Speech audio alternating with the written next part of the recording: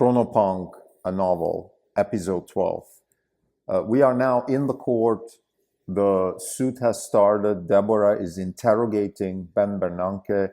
And there's a couple of interesting scenes here, but I want to point out, in my opinion, the most important section of this episode. And that is, I'm going to quote, those common sense values will become melancholic residues of a hopeful past, echoes from a time when this country was built rather than exploited. They'll stand as fading reminders of how mankind takes its best ideas and mangles them into farce. Whether it's free markets, freedom of speech, or the free flow of ideas, all these ideals will erode, first slowly, then suddenly. This is a quote by Mody when he's asked by Deborah, what happened? How can our society deteriorate this much? Now, the prelude to this, I think, really beautiful quote, which, by the way, is inspired by Philip Roth. So the prelude is, Deborah asks Mody, how could this happen? How could our values deteriorate so much? What happened to accountability? What happened to checks and balances? What happened to all these values? And then Moody's explaining what happened. And I think he is making a case for moral hazard. That's the key.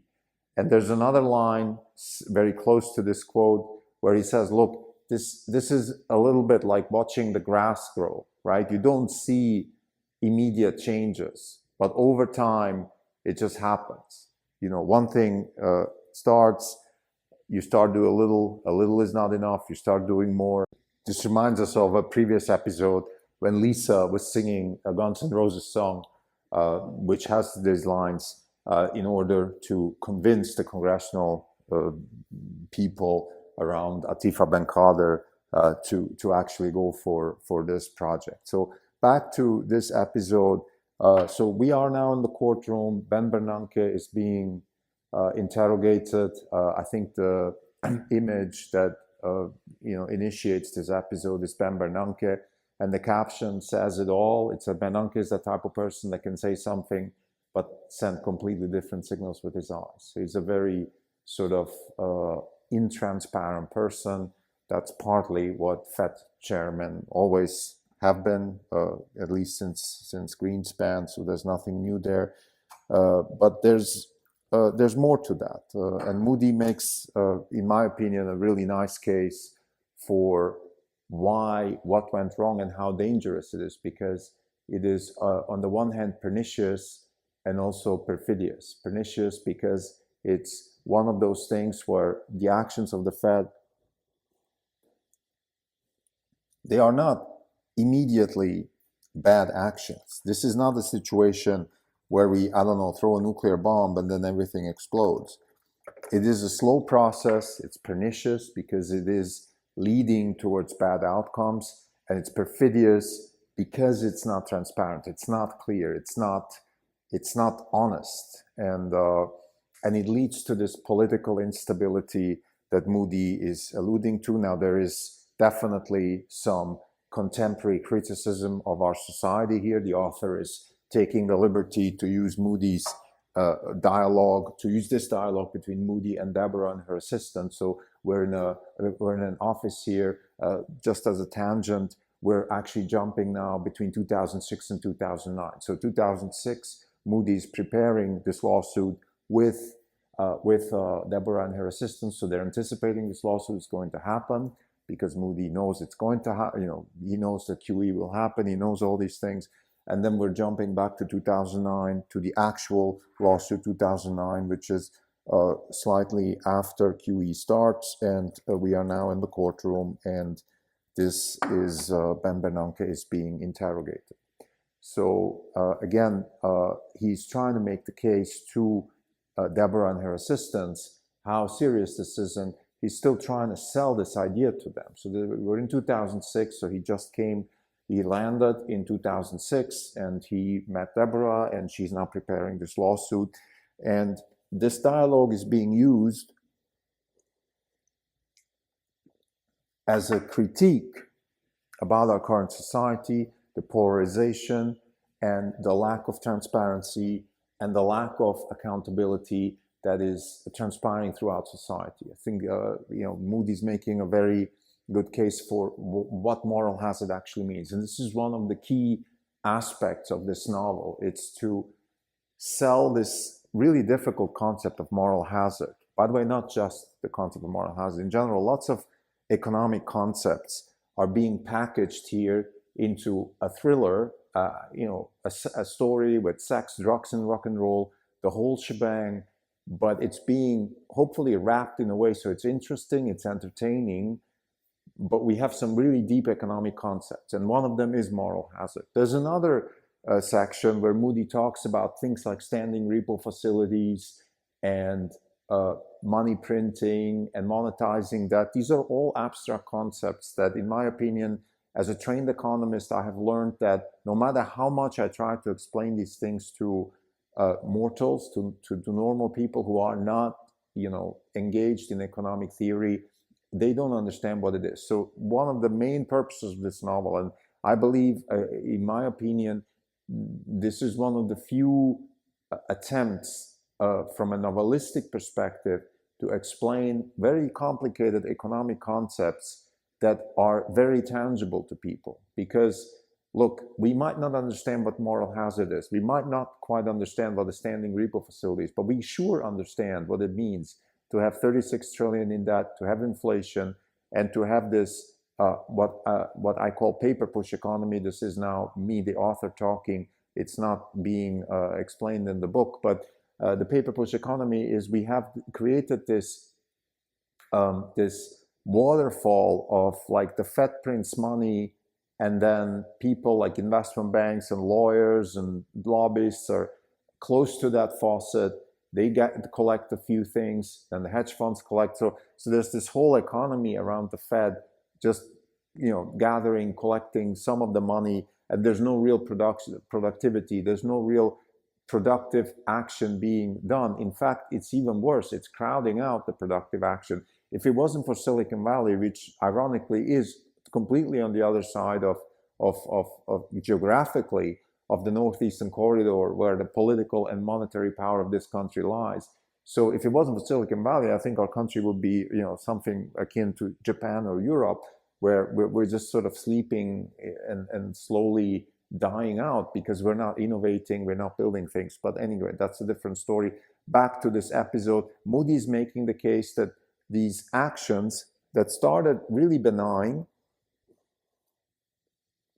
in 2008, the Fed literally wanted to save Wall Street from a collapse, and they did this QE thing, and then that morphed into really bad accumulation of debt, and even worse, bad accumulation of habits.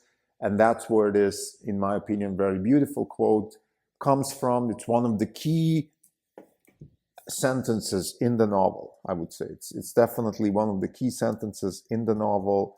I'm going to quote it again because it's so beautiful. So Deborah asks, what will happen to values like balancing the budget, accountability, not spending more than you make? What will happen to fiscal responsibility? Moody answers, those common sense values will become melancholic residues of a hopeful past, echoes from a time when this country was built rather than exploited. They'll stand as fading reminders of how mankind takes its best ideas and mangles them into farce. It's really beautiful. Again, inspired by Philip Roth, so I want to give him credit for that. But certainly, adapted here in a very different context. The word mangle, severely damage, mutilate, distort. Like we're taking our best ideas and then slowly we're turning them into a farce. And that's really sad. It's sad, and it's almost a tragedy of humans.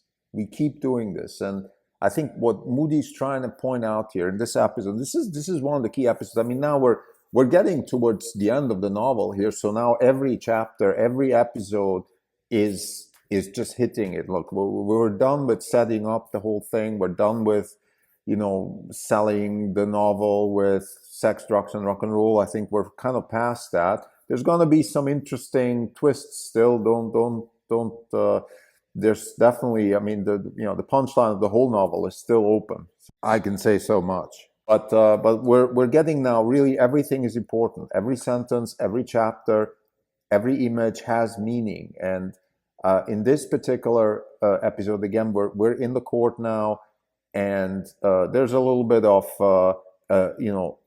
allusion also towards Ben Bernanke being like I say in the image. He says things but means different things. So he has this double speak, Orwellian double speak. The Orwellian idea comes along quite a bit, and that's this is now a tangent, as this is from the author directly. I believe we are living in a really near Orwellian time. Double speak, hypocrisy. Politicians are saying one thing, meaning another thing. We have perpetual war.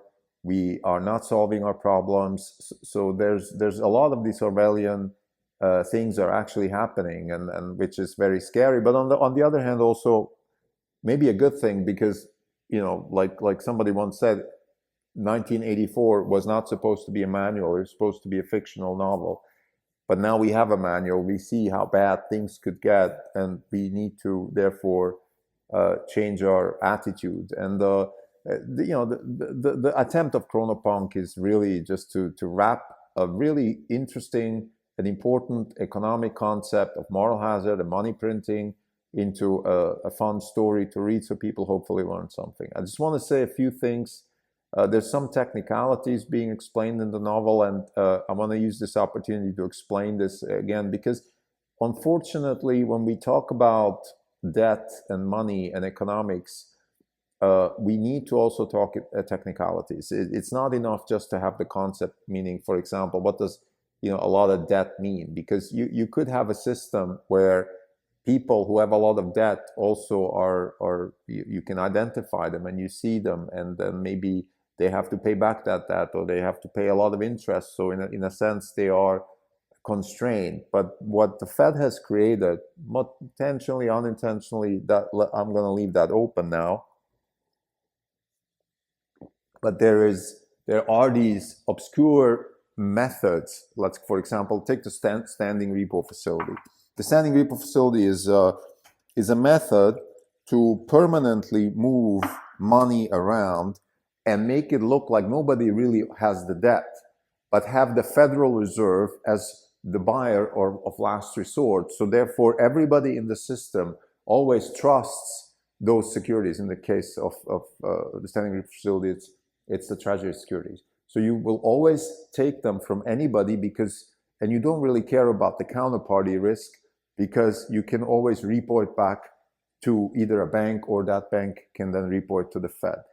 And there's a system in place where the Federal Reserve is there with a standing repo facility. So the system is the following. The Treasury issues debt and gives it to Goldman Sachs.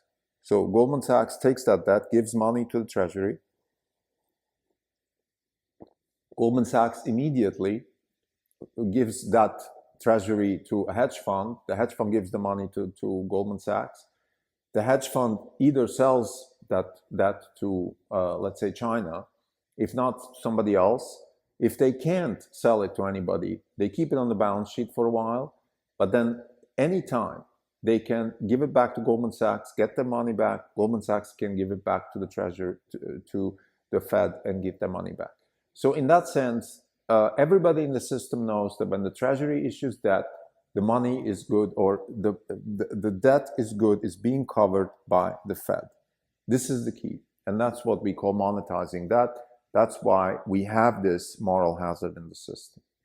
So I apologize for this technicality, but it's important to understand these things, because that's why there is a lack of accountability, and that's why people need to do something about it. And as Mody said, we were too entrenched in the 2060s when in his time. So that's why I had to come back, and it's kind of like the wildfire, where we have to extinguish it when it's early and nudge it instead of when it's too late.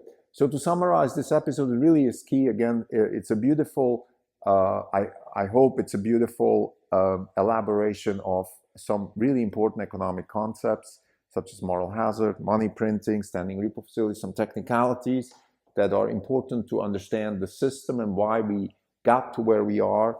And I think it's also maybe one of the few attempts that I know of where an author is trying to pack complicated economic concepts into a narrative that is accessible for a general audience. And again, the purpose of Chronopunk is actually exactly that, to open people's eyes and ears to this malfunctioning of the system that could erode the Western values. Thank you.